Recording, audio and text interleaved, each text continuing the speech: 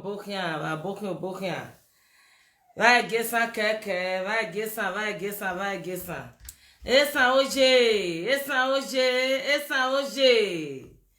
Hoje, viu, o bobo, viu? Esse é o senão. O sereme. O bobo, viu? Vai, boquinha. Vai, Guessa, quer. Vai, Guessa. Vai, mano. Vai, Guessa, quer. Ele medião, ali me gbe. Va do viu me va do se no bla de baba va go de ba me moana se no bla de baba ribe ni no si Jesu va boke viu me va bo hemo ne bu wa gbe dan ribe se no bla obilo se no bla no re ma khan o se ya re ma khan ra de mai mo bo bi ni ma ti o le opa no se no bla obilo va hwen me ni va re de ba me moana ida e otanata Ota na takere ati money na deni ona takere uza ano gbera o e makida gbo ata pedenena mo are oku abodo akida ka won mohe ba da re ro kiaje uza ano gbera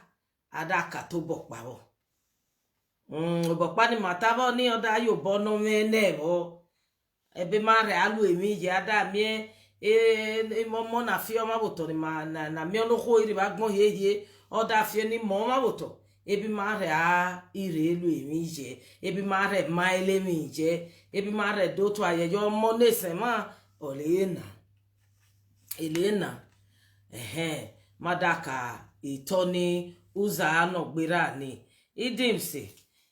ya boke bi o me wa meswe ni ba emo ana meke muhe oni tina miracle se no bla de ba no re de ba me idimsi se no bla de ba ikata se no bla de ba akere polo se no bla de ba ahwen me ni ba re ide ba me mo ana odion chavesi se no bla de ba obi ora degere be mere mie glorious se no bla de ba obu ibi o me ni ba re de ba me na me le mi kwekwe mi ri bo ni ma re ako le so pa ile fo ono ye mo e boy le no ye no aje sa boy re obo o aje itai ikwini no ko ni me se no bla de ba je ogweda go erio eni me sabo ti ivie alwede se no bla de ba ba re meda e mwana va de ba mena va de me agai bonada mie ene sabona bo mega forum eleze meda lo bi Facebook no se me va me ne oboto na va ke da meda go mego bona agai bonada mie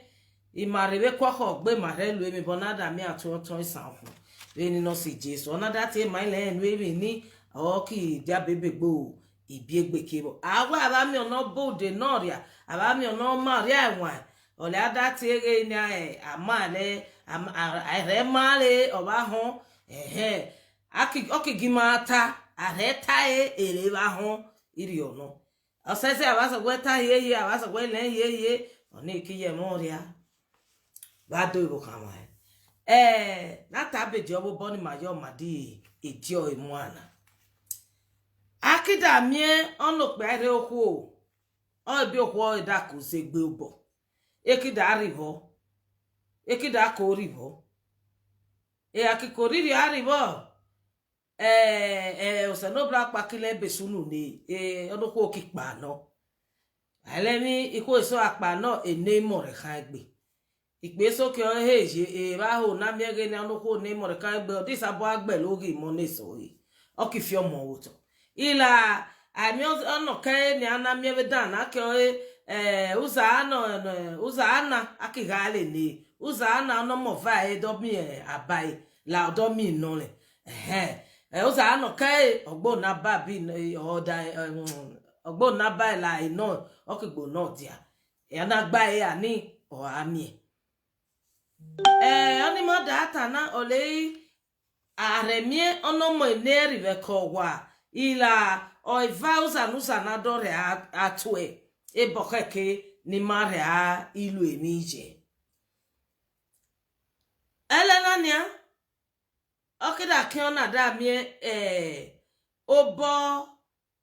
nosiva olimada ata obo nosiva ni daji okwu okikpa no oda fi mole woto la omonole la ope apa no imonole la ofi mo woto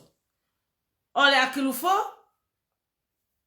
odare ni mo isono okwo enye bekowa la ore ni mo isono odo enye beko ekowa noji oni maho ni mata emwana bezeno da diario ayo pe ayo elema okirelu okirisibu gwagware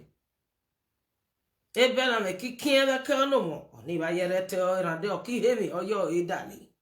iri oje no ada ye miege inia okwu ole beno kidiana onodo de ahi obono so yo so onodo de wa alu so yi okirelu okirisibe ke no gware rande ebe mama siemi ne diario ole sa miege inia eholo sa miege inia egbe ba ye fure agenia ozonokpe obo onokpe adokin onwe la ozonokwu obo onokwu odokin onwe aba igmeda tario amiegenia ozonokpe obo onokpe aremi ore ka mo mama mo emi okikpa no fo onokpe mama do amo emi la onokwu opa no obo ware so uto okidi oso bo renya evido obodo so uto la ibene sa kaje iri ese yeje ono dode benare pakokia iri ase yere ro ipakokia sister blessing we gbo bafia ore akire miege na odo diario ono dode okimuelo owe uwede no so ite imo ane uda onugbelo gele eberi bo to weda ni okayi ono pe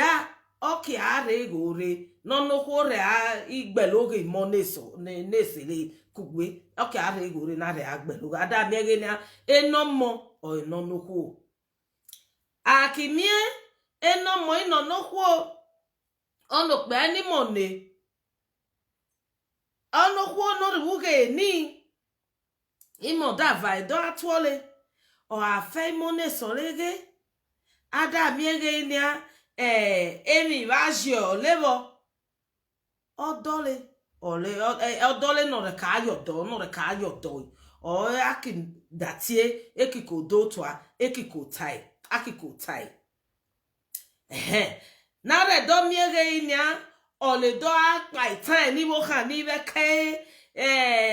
ige biwa wo dia je ba wo gbitun ba wo gbebeba ini ara ki wo dia ba we ye mi ebale on aye mi pon re run ona bi ona ole doro ni asogi oku ono be ko wa no vai do to ana le mu he no le yo le je sabomu oni ba keke ye rade esono le are mi le kan wa ni ono ku oni kido amie eni bo khani amiege na emi dalu ada mi egbe ba dan la emo o emi ne ri ari obe ke ho ono ku oni oleri be dan ni no amo emudia no agbeloge no ata mebe areshaye ada miege na ono ku oni do mie ge ina ole je ri be ka sagba be dan ni ole do ano le fi popoge ono e be ko wa ni emono ko ni gwanu rade olejo oike oba ye ki won nai la ayo no pa no ada yo no pa no oyo no ko no vai do agbe loge ene re ko wa be dan ni oyo ore ane kan rade o kan ra egbe ye da fure be ke onu wa ni rade ole do afini popo do afini ota ni bo kan ni be kai do ire do miege na ini ekirelu emi be na mie weze ni ne da pa no de so you weze abave here ye re ne me owe ko wa ole akiri yo tane mo ni bo kan ni be kai foda ita mere ge be resibo se ge be ababa lu ge bi never lu na da mi ge ni ma ye ko ribo eni bo kan ni ki ko gbe ene mo bo po rade o ta ifu bo kan kai ene mo bo po e do re anon ona be ko wa ikon e o da je jo pe a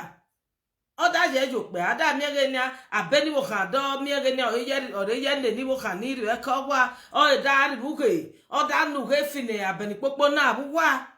de jo no ku okida mi ori ano no ne o le bi ono mo ni o re ko wa no gbe oge o le do ne ni afani e fina abeni popo na wonu wa ni o ba ke be keke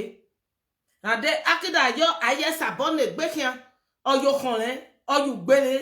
ono do de o ki fe ke mo pon egbe na sori ono do de ki mo pon egbe na sori ejo ki je na kida mi ori awo mu fia ori awe mi mu o ki gbo egbe o gbo le egbe ro egbo egbe ade well whether do if in a running di ore ko wa dani o kan we horu we si ade egbe yeda fi wo kan ne sere arete natanania egbe ni wo kan egbe fu ni wo kan re o ma data oni magwano no asunu oyo sezige na no kan do asunu e de ade ekeko iwo kan ade bo wan re ta mele akidomie na rade ni ko me mama ineta o ze me ada ino ni ko be no reje be ni ko iri oye idi awo bo se ni pe ame atawo so bo ni ko eni pe ayele ni iri oye kin mo bo no sire ada mi ge na ono ko ni o ribe ko wa be da ni omo ne do etu ne buge ova do na buwa oyi be ne karelu emi ke oyi ri ye relu emi waleni atota maele buge waleni apa itan elebe ka buge la evae osane kasike regoma rade ade ni nerebugwa ate regoma mahoma dolona mahoma dodoni mahoma dolono ke rade onokwo yeda gbudu va wo bo do ava odo ne de ava de oke ate do regome rade eda sabolo ni oke age ni bu kan do mi o erere ojere a ori abi onokpe e kiko ribe ko wa e ni bo kiye imwe mo gbe emuhe okiji oni ya ole aje oni ya ole do anye ni bo kan ni ti mi o le rere oni mi o le rere ni one le ko wa ni oke afu obegbe rade ole ri alege ni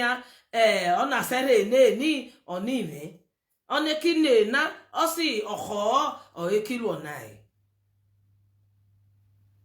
akidotwa aedo samerere mi ado samenie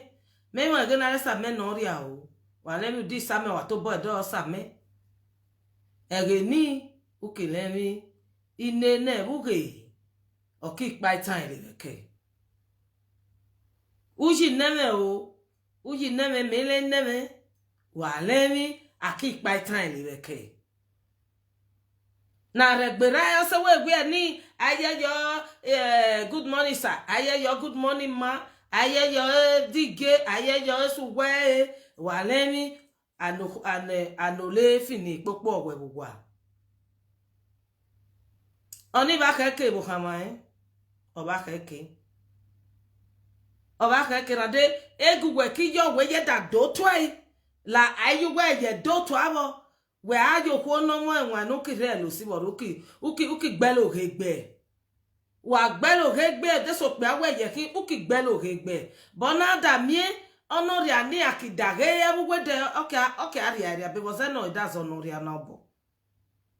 osezi we do to alo ni kwekwo ho ni na re mi ona e ko wa egbe ba ye fuore egbe we ye irelu la do no yo omo no yo no idagwe o le bo idaje we egeri bono ya regwe abada go egeri bono ya ye regwe rade benu gwere beno ere mama buge ni iri ona ebe ko wa ye ere ama me gbo iri ona ebe ko wa ye ere ama me gbo blessing no bi o bokian agwada ge rade ugbeso imani kwo mama malu enemi na ikpe ogbeso oba bungbe ne lu eni kwekwo ni imani ku mama malu amake o no fole a oyo ge ni ogbo mi no fole a iri o ma re lu emi o to ka no se ma o ki aha rade ma ki do dage ono ri adokin o pe ada ze obo we da dago ege na we ba lu ho bo na zagba ni we ba mu ho nu we lu we ta me ne ara zagba ne ne tai e ba sa bo ne ta obo ugwe kida do mie ugwe pa no uki mo egbe o wa gudia uki mo egbe o ebe rire gon e mo egbe o uki mo le o bonada mi ono pe ani akeke dage ye okay hiu koko ni me wozo bo o aya jo pe ano akida mi azegui abi alwere be awe didi dan wa no ko me bye bye we ado mo egbe o okere si pe ni adike mi egbe we ki mu dia no se irio ole no o keke no akin o se si ge ni ado ari kweku kan le ba le be ebe mo kin le ba le gada miemo le ado le o ba dese ona fire unwo me ni bo kan ni ole da nabo àwọn me ni bo kan ni na e ba yo ge nya ono mo ki yu eje ona gbe me ke gbe ugbe mi agbo ona ri ale re ugbe mi agbo rade area no mo ni area o se be asi ene botio e depression o se be asi no mo ni regbe opa kino ono riri de awon ebo mama no e da alu beke iso dono e ka ajela e okwo no e ka re no kiri bi so dore iso pe abebe o amo enwe rade we ajo yeje oni ba jo no ise ori abebe eni mo kan ni na mama geru won mo vibe ko wa eki nware o esoki nware ekisi omipe gbe vala omipe gbele ayeyo oyoyo mobo ni ama magene amo enwa ni are do adu ebe ka ogwa ni are ara hoge ma bele ni are ana emi su ware aka ati egwa no bia hare aka alu eni anare miege nya ado ati ori ebe olegwe hin isin egbe olewa mo ugwe no Rebecca wa izi egbe olewa morin ade ai mi bere no ifu eni bo kan ni akido dage nya ibenu ibo popo ese we mo tanu weta maile we lu eko mu diabu weda no se oni opotopa ni meda time one mudia bugwede no se benu kare nelu emi khete yere se yariri ono elu emi rade omo ni mareke ma bie ugmesori bo ne relu emi no erere kit sanoa benere lu emi oni ba yoge na ni bo kakwa oni ba yoge na no mo na re gbe gbugwa e da lo se ni oni ba yo no ere ba le benu karere ne le ke oba we gbe o owo ba we gbe te oba we gbe ye ni enu welu ese na ele kigbe oba we gbe o adairio ibo kama wa gun ne ron wa ne ron o atabo miege nya udi do to aveda ni wa gero mo ayose ero mo ayose izegbe kide bai izegbe ade bai ada miege nya uweba da gbare bokun ono taribe na tana ni anede ni meremu hene rewe obi me da eveda na amiegwe sibi sodore weda sibi sodore oda ege na na ewo rune na abo bebe agbelokoto adehiare a kike fe o ege akido to no egbe mata be wo se ni meda si be dana be wo amiele akigene do to kike no egbe ota egen were do to anu egbe ota ni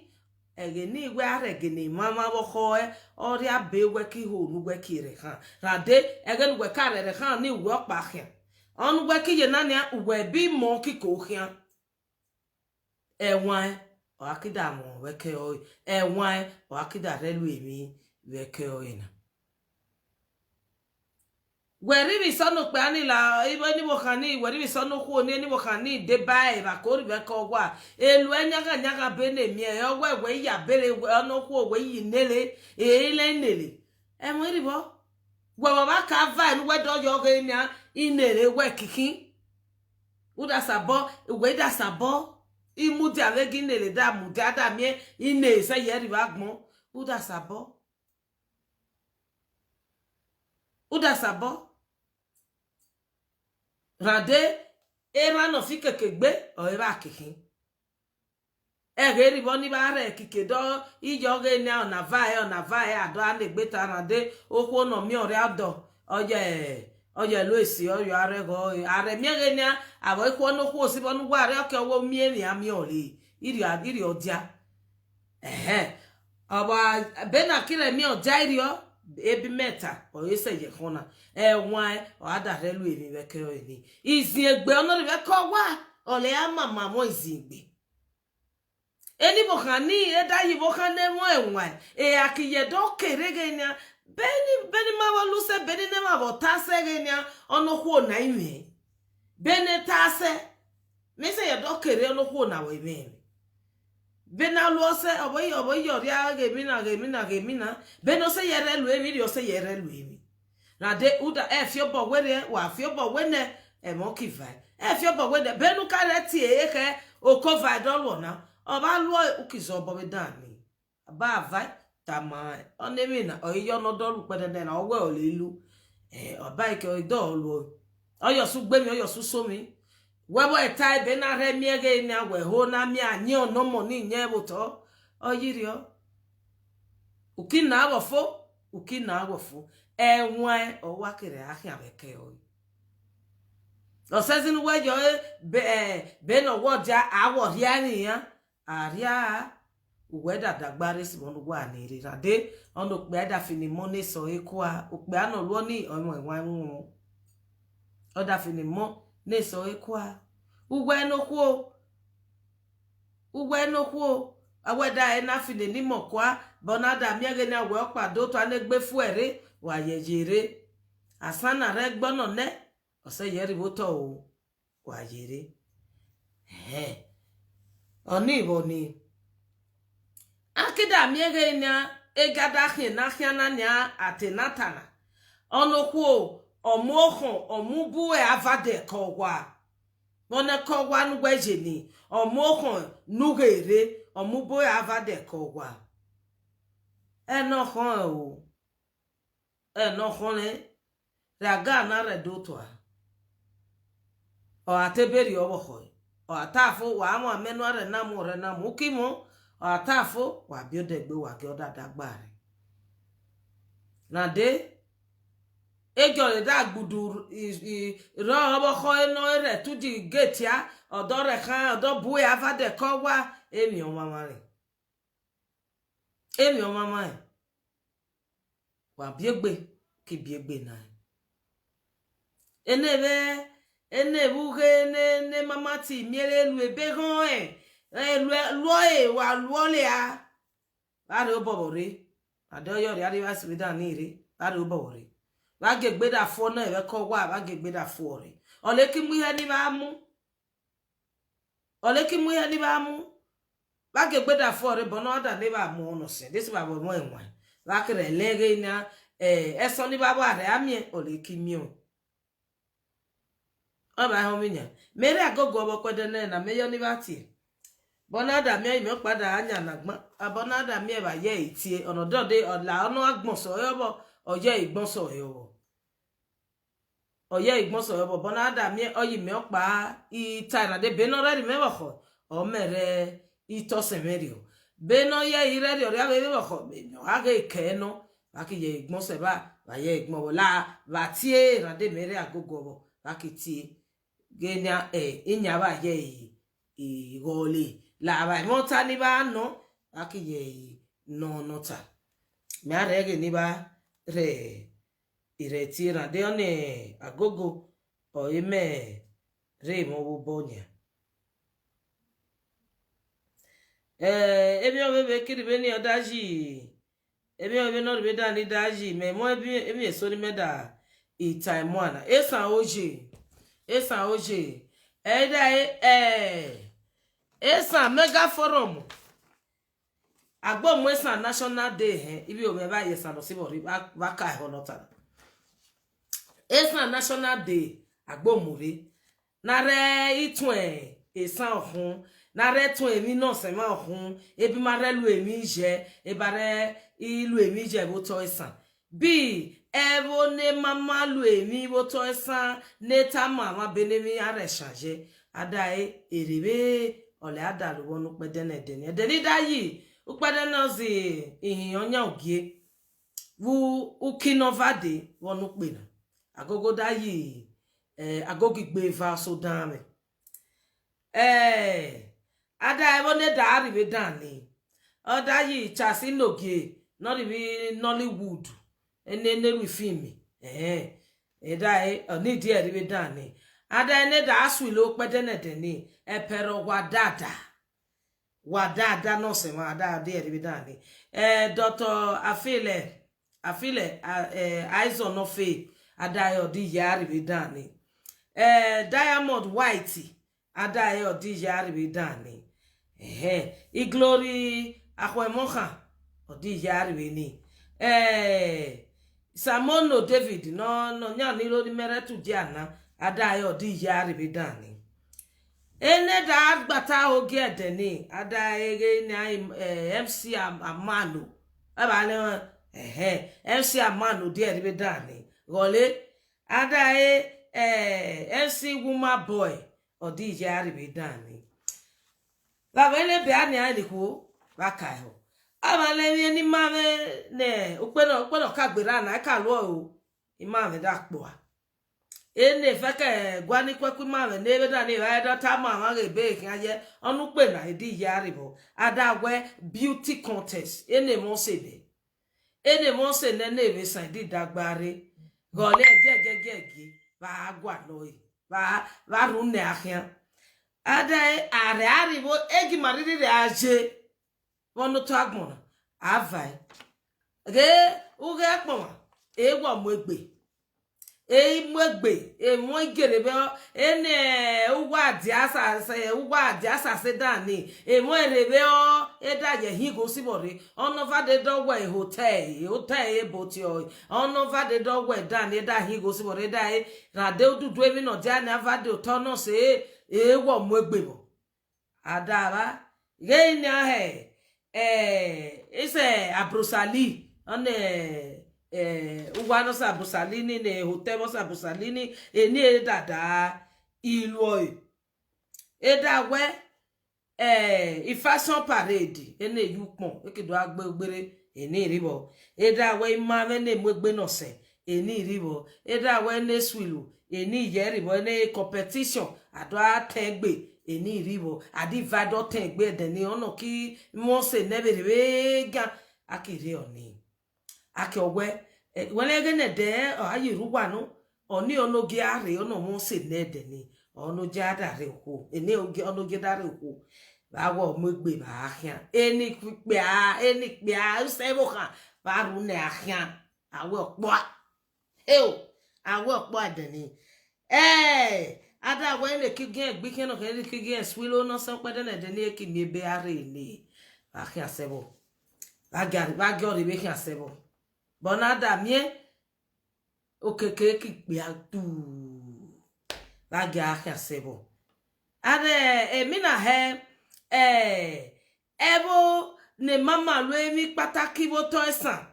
wonu pe na ada adire emi ne akimu eni no kwa ne akimu nebe be ne kwa akimu no ebo bo ni relu no se bonada mie ne kai ne va se ye ilu okay ari mo kho ne ye va dore ilu emi innocent no mi mo so pe ano money me esa mega forum na muja ole yoge na ni method not amawa bi princess o kaine no re khan wikeke eda ni va do ito not na amawa ba yere o ba jo fun amu ba ye ge na akido de benu wa ni ya mi na abane be are kiaye ada we mi so esunu wo ro bobo ero bobi gerebe bonada mi ge na no de ki feke we no se akiri owo we no se ono fere amu ni ti awale be ni kweku wo kan kida dolu eyi ada we ni ri bo wo re ni si wo re telephone number de re obo to de so ni meta na ba ki yese ba da ki ye ho na mi ge ni ba no tota ada telephone no si no set no mi mo so pe oda yu po pa wo ada we 0971 ada we 971 54 505 7331 aba we 971 54 50 57331 process o kan ni o iba le no lu initiative no dynamic ge wo wa ada oni oyo no se vani ba ye no lota ada 39 327 05 44 377 ade mi ayon mi are santania odi tangbe o ize obi o ba le no je mebo ada eni ma me di po agbo gole eni ma me di gbo po ba wo wa garu ne ahia me di gwa no obi o me nyara do obi o me pariwo no asere ho me o me fere vege ajo ne adomu ne mi won ene wo won se oso bele di wo do gwa po pa wo ni re no obi o me ata be sebo ba do ibo kama esan oje eni ku oje ba le be anonya mejo ni ba ti o a se ye ti amujafo ade imo pada ato nota na meta ma ba imo pada atai ade mi ege ni emi ri ni asunu o loreta itura no mi ede ko igene ane gbe ada mi ege ni beni me se ye ta na nya yo me se ye ta hian ekwo na ebe ka no ri bi sodo epin omo o igbe on epin ni ole agbon da rebuge ni ada amu epin na ono kipa no siwore do afini popo na we wa ni efie ho ewo rade awa no josi su orinu ano josi ve orinu akirelo siwore kirelo siwore na do we ayo no we re kan no me ameme eda ni keke bi ba viva ada mi oko no se olewe are lu emi oko no se data me ge ni benu were ro no mo ni kian ibenu were ro se kian no ebo ri ra hon ebuge o atai ebe gon ri abuge gyono ri ata abu welemi oko no se o hia mi ko gbono mo ni abu welemi odo enu we bole nu we bi ole ko ri be ko wa o ile buwelo o ile ori anu we hin o ile buwe hin oni amama toto nu we aka e ole oni amama toto nu we amu egbe nu we imu egbe di o kweke oge ni iregbe kona o sezi o tuk onor buge tukpoto pafia we do ata lero welwe mo we gwanemo rade otana tabuge kigi oyu obuge on welu we ko wa no se ni oke ayo no we are kan no we arobo re kan eni mo kan ni ase gbegbe di lo e bo ki do di de yan rekere ya ibo ye be bo se ne be yo no ko na iwe a o se ye gun mo nya glu na re be nya o ba se ye no ri ata o ege ni eni bo kan kere to be mo enwa ene do azo ni go azo ni go ti ere onare va nelu oni eni ko na ebuge nelu oni oko ba lu ade omo no se ba ribe dan ni